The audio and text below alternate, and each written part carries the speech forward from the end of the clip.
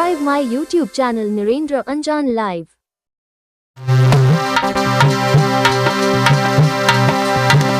जानकी तेरे लिए, जानकी तेरे लिए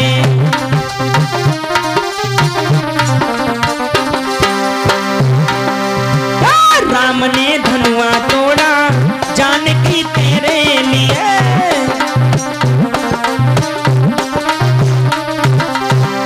एक बोली बहना, लेने वाले आ गए, ले जाने वाले आ गए,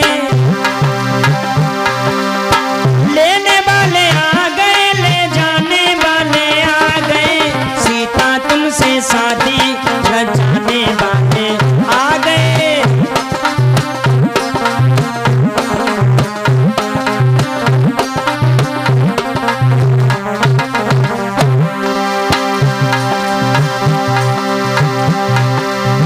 लेने वाले आ गए, ले जाने वाले आ गए, सीता तुमसे शादी रचाने वाले आ गए।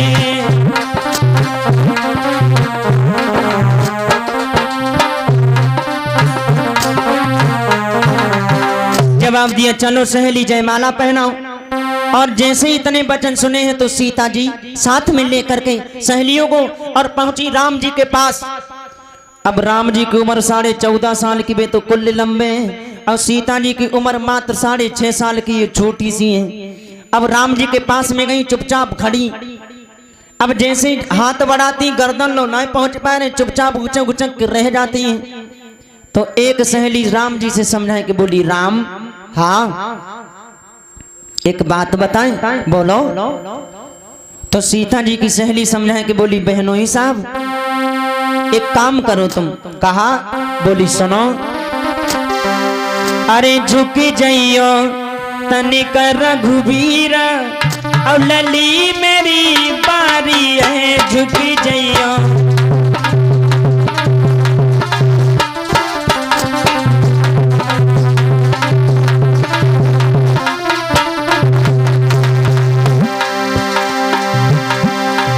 एक लड़की समझाए कि बोली, जीजा जी ने नीचे रुक जाओ। झुकी जइयो तनिक रघुवीर, लली मेरी छोटी है, झुकी जइयो।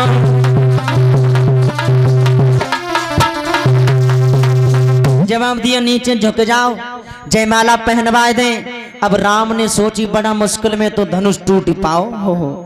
चलो झुके जाते, जयमाला पड़े।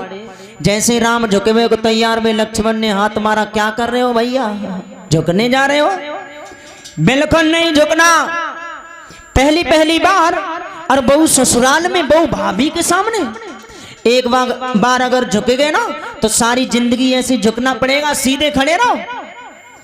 अब राम जी चुपचाप सीधे खड़े। तो सीता ने जवाब दिया लक्ष्मण से, क्या बात भैया, जयमाला कैसे पहनवाया जाएगा, कुछ करो ना।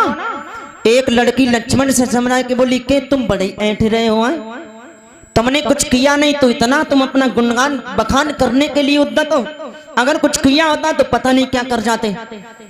लक्ष्मण कहने लगे, अच्छा मैंने कुछ किया ही नहीं। एक लड़की बोली, क्या किया तुमने, बेकार में चले आया, धनुष तो तुम्हारे भैया ने तोड़ा।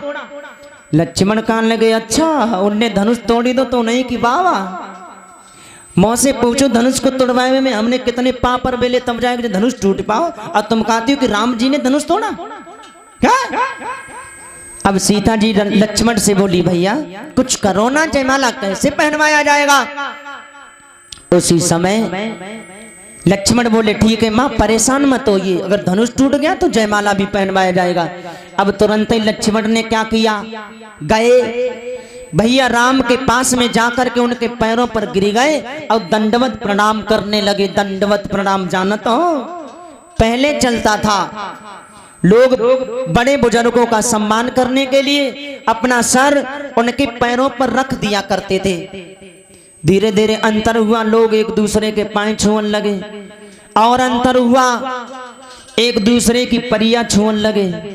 अब इतना अंतर हो गया, पार्टी में जल्दी में मिल जाए तो एक दूसरे को जल्दबाजी में पेट ही छू लेते, बस काम हो जाते हैं। हाँ, इतने जल्दी में हो गए सब लोग। अब दंडवत प्रणाम करवे को जैसे लक्ष्मण गिरे पैरों पर, अब राम जी ने क्या किया, राम नीचे झुक करके और लक्ष्मण को जैसे उठाना चाहा, सीता जी को मौका मिल गया, गले में जयमाला डाल दिया। बोलिए सियावर रामचंद्र भगवान की। जैसे जयमाला डाला, आनंद के साथ बड़े ही विधि विधान से देवता लोग पुष्पों की वर्षा कर रहे हैं, मंगल गीत गाए जा रहे हैं। दोनों राजकुमार बैठे हुए हैं, सहेलियां ठिठोलियां कर रही हैं राघव जी से। हैं भाई ससुराल है ना, और ससुराल में जीजा जी से ठिठोलियां तो की जाती जो नए नए दूल्हा बन के जाते हैं। भैया एक लड़की राम से समझा करके बोली, ससुराल में देखो, ससुराल में जब कोई दूल्हा बन के जाते हैं तो का मिलता है प्रसाद। प्रसाद में क्या मिलता है, गारी। गारी गाई जाती है ना। देखो राम को कैसे गालियां दे रही सीता जी की सहेलियां, राम कि तुमसे नितयाबे मेहमान, और हमारे घर विद्या के धनी, तुमसे नितयाबती मेहमान।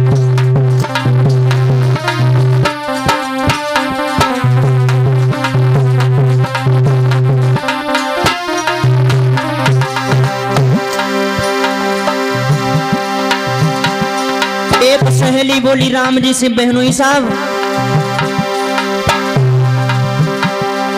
लेन देन को कछुना हम पे हमें खाली खात, आज हमारी नावे दीख लाज तुम्हारे हाथ, सेवामों पे अरे अरे सेवामों पे कछुना बनी, तुमसे नितयाबे मेहमान।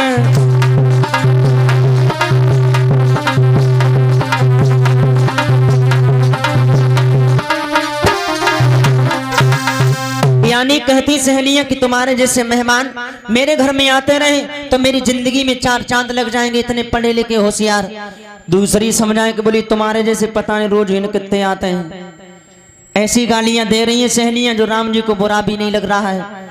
और माताओं ऐसी गालियां गानी भी चाहिए, लेकिन कभी कभी आज के बारे में सुनते हैं, अरे भगवान आजकल की माताएं मैंने गारी गाएं, तब देखो इनकी गारी सुन के जा कहो कि गांव के जितने आदमी सो गांव छोड़ी के भाग जाए।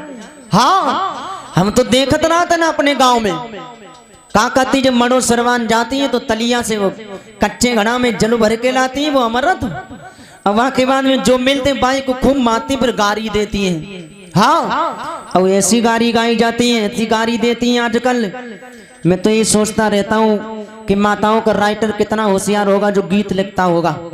हाँ इनको तो जेव नहीं पता है कौन से टाइम पे कौन सा चैनल पकड़ ले और गाने करें। हाँ गालियां अब की और तब में अंतर हो गया। फिर ये भी बात, पहले ज्यादा पढ़ी लिखी नहीं थी माता इसलिए वैसी गालियां गाती थी, आजकल ज्यादा पढ़ी लिखी है तो ज्यादा बढ़िया गाली गाती हैं। हाँ अच्छा आइए 2 लाइन आजकल की गालियां जानते हो कैसे माताएं गाती हैं। काऊ को ब्याह हुए और समदिन निकल के बाहर आ जाती है, समदी साहब खड़े रहियो, ज्यादा ही है तो तुम्हारे जैसे पता नहीं कितने रोज आते मेरे यहाँ। और गारी का देती है समदी साहब, सारे समदी तेरे से लड़का मेरे भूरे पे परे, सारे समदी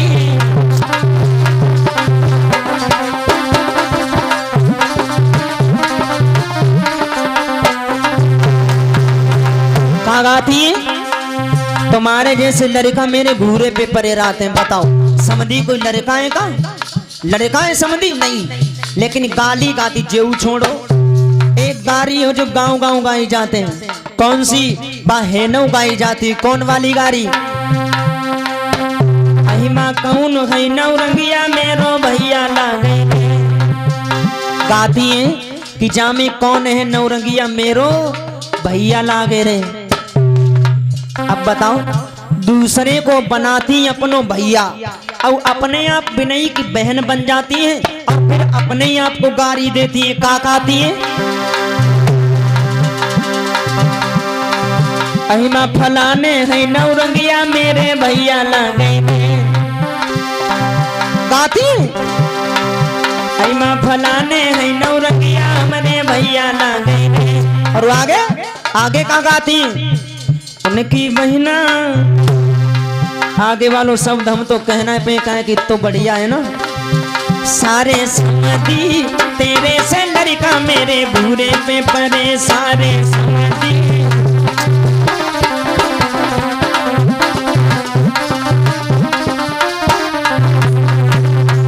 इस तरीका से विनोद होता है।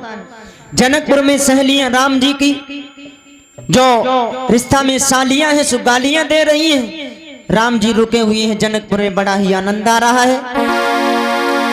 इस तरीका से राघव जी ने धनुष का खंडन किया है। तो आइए एक लोकगीत सुन लेते हैं, फिर उसके बाद वे भगवान की पावन मैया आरती है। समय भी हो रहा है धीरे धीरे।